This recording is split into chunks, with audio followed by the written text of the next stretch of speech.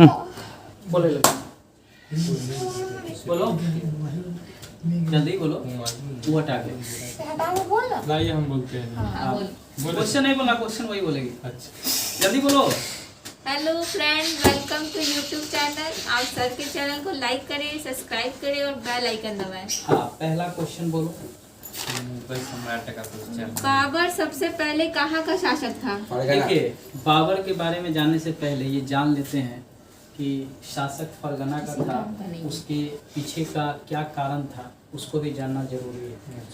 बाबर फरगना में उसका जन्म हुआ था, आपको पता ही होगा 1483 ईस्वी में बाबर का जन्म हुआ था फरगना में। ठीक है, वहाँ पर गृह युद्ध चल रहा था आपसी में। उसका चचेरा भाई जो है वह चाहता था गद्दी प्राप्त करे, क्योंकि बाबर के पिता का नाम उमर शेख मिर्ज़ा था। उसकी मृत्यु के बाद वहाँ का शासक कौन बने, लेकिन बाबर जो है फरगना का शासक बन गया 1494 ईस्वी में। लेकिन स्थिति जो थी दयनीय थी, और उसी कारण जो है बाबर को भारत की तरफ आना पड़ा। तो हम बाबर से संबंधित एक एक क्वेश्चन को करते चलेंगे और समझते चलेंगे। ठीक है, पहला क्वेश्चन था कि बाबर कहाँ का शासक बना, तो फरगना का बाबर शासक बना है। दूसरा प्रश्न, मुगल शासक का संस्थापक कौन था? मुगल वंश का संस्थापक कौन था, तो बाबर था मुगल वंश का संस्थापक, क्योंकि इसने ही मुगल वंश की स्थापना की थी। तीसरा क्वेश्चन, बाबर किस वंश का था? बाबर किस वंश का था, तो बाबर जो था वह चगताई वंश का था। किस वंश का था? चगताई वंश का था। देखो, चंगेज खां का यह वंश था। ठीक है, चंगेज खां बौद्ध था। ठीक है, लेकिन बाद में उसके कुछ वंशज जो है वह इस्लाम को भी स्वीकार कर लिए थे। उसके पुत्र के जो जैसे कुबलई खां, ये सब उसके पुत्र थे जिसने इस्लाम को स्वीकार कर लिया था। तो बाबर जो है इसी वंश का अपने आप को मानता है, चंगेज खां के वंश का। और तुर्क नक्श का आपको पता होगा 1498 ईस्वी में एक आक्रमण हुआ था, आपको पता होगा नसरुद्दीन महमूद शाह। कौन सा आक्रमण हुआ था? 1498 में, 1398 में तैमूर लंग का आक्रमण हुआ था। ठीक है, और उसके बाद जो है आपको पता होगा चंगेज खां का भी आक्रमण हुआ था इल्तुतमिश के समय में। ठीक है, दिल्ली सल्तनत में इल्तुतमिश के समय, और दोनों के वंशज को मिला के बाबर का वंशज माना जाता था। इसीलिए इसने अपने वंश का नाम था इसका चगताई वंश। ठीक है, आगे बढ़िए। बाबर के पिता का नाम क्या था? बाबर के पिता का नाम पता ही होगा, उमर शेख मिर्जा था। क्या था? उमर शेख मिर्जा। ठीक है, आगे बढ़िए। फरगना के गद्दी पर बाबर कब बैठा? देखो, फरगना की गद्दी पर बाबर कब बैठता है? फरगना की गद्दी पर 1494 ईस्वी में बाबर बैठता है। जन्म होता है इसका 1483 ईस्वी में, इसको याद रखिएगा। चलिए आगे। बाबर के 4 पुत्र कौन थे जो हमेशा युद्ध में भाग लेते थे? देखो, बाबर के 4 पुत्र थे। कौन कौन थे? हुमायूं, कामरान, अस्करी और हिंदाल। ये बाबर के 4 पुत्र थे जो हमेशा युद्ध में उसके साथ रहा करते थे। ठीक है, चलिए आगे बढ़िए। पानीपत का प्रथम युद्ध जो 21 अप्रैल 1526 में हुआ था, बाबर ने किसको हराया? हाँ, पानीपत का प्रथम युद्ध जो हुआ था वह 21 अप्रैल 1526 को हुआ था, जिसमें इब्राहिम लोदी को बाबर हराया था। और इस युद्ध में इब्राहिम लोदी के हारने का कारण था 2। एक तो आलम खां लोदी और दौलत खां लोदी और राणा सांगा। इसने क्या किया था कि बाबर का सहयोग किया था।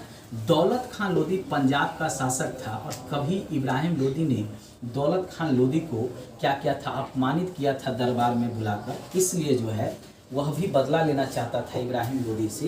राणा सांगा जो है, एक युद्ध हुआ था घटोली का युद्ध।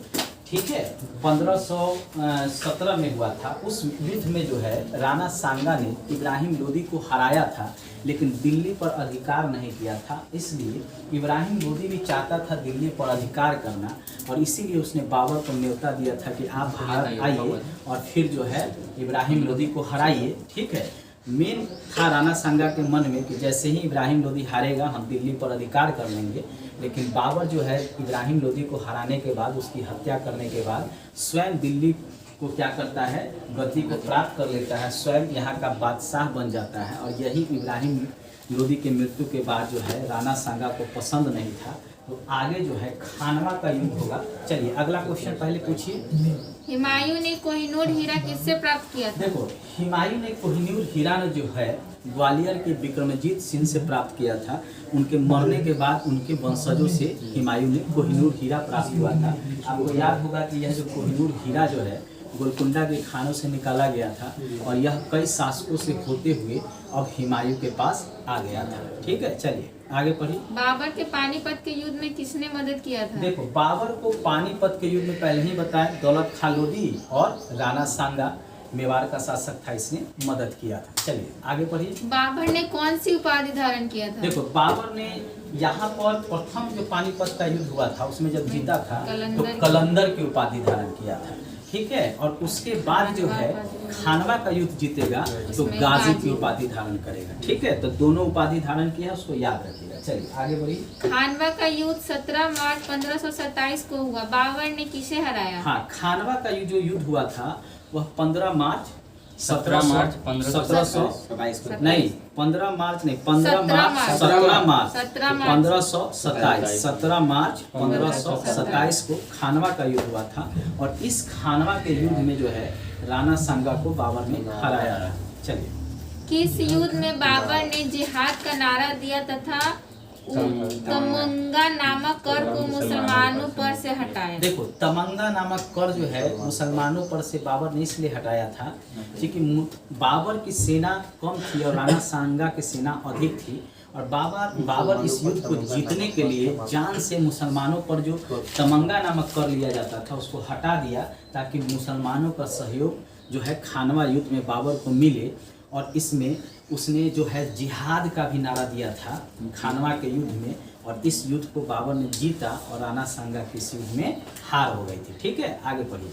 चंदेरी का युद्ध 1528 में हुआ। बाबर ने किसको हराया? चंदेरी का युद्ध जो है 1528 में हुआ था। बाबर ने मेदिनी राय को हराया था क्योंकि मेदिनी राय जो है राणा सांगा के साथ युद्ध में भाग लिया था और इसीलिए वह बाबर इससे बदला लेना चाहता था। तो मेदिनी राय को भी हराकर जो है उसके क्षेत्रों पर जो है अधिकार कर लेता है। ठीक है, चलिए आगे पढ़िए। बाबर ने 1529 में अफगानों को किस युद्ध में हराया? देखो, बाबर ने 1529 में अफगानों को घाघरा, जिसको घग्घर का युद्ध भी कहते हैं, बिहार और जो आपका उत्तर प्रदेश है उसके सीमा पर है घग्घर नदी और यहीं पे हराया। क्योंकि आपको पता होगा कि इब्राहिम लोदी भी अफगानी था। इब्राहिम लोदी के हारने के बाद जो थे अफगानी जो है बिहार और बंगाल में चले गए, वहाँ शासन करने लगे और यही डर था बाबर को कि ऐसा न हो कि फिर ये अफगानी हमारे ऊपर हमला करे और इसीलिए जो है बाबर जो है 1529 में अफगानों से युद्ध किया और इस युद्ध में अफगानों को हराया, संधि किया, लेकिन बिहार और बंगाल पर बाबर कब्जा नहीं कर पाया था। चलिए आगे पढ़िए। कुषाणों के बाद किसने अफगानिस्तान, पाकिस्तान तथा भारत के कुछ क्षेत्रों पर अधिकार किया? देखो, कुषाण के बाद पहला बाबर ही है जिसने अफगानिस्तान के काबुल, कंधार पर, पाकिस्तान के और भारत के क्षेत्रों पर, उत्तर भारत के क्षेत्रों पर जो है अधिकार किया था। ठीक है, चलिए अगला प्रश्न। 1530 में बाबर की मृत्यु हुई, उसे कहाँ दफनाया गया? देखो, 1530 में बाबर की जब मृत्यु हुई तो बाबर की मृत्यु के तुरंत बाद उसे आगरा के किस में दफनाया गया था? नूर अफगान बाग में। नूर अफगान बाग में दफनाया गया था। लेकिन बाबर की इच्छा थी कि वो जहाँ से आया है काबुल से वहीं पर दफनाया जाए। तो दोबारा जब ये बात उसके पुत्र हुमायूं को पता चला तो दोबारा बाबर को जो है उखाड़ कर उसके कब्र से और फिर जो है उसको ले जाके आगरा में दफनाया गया। ठीक, आगरा से उखाड़ के कहाँ दफनाया गया था?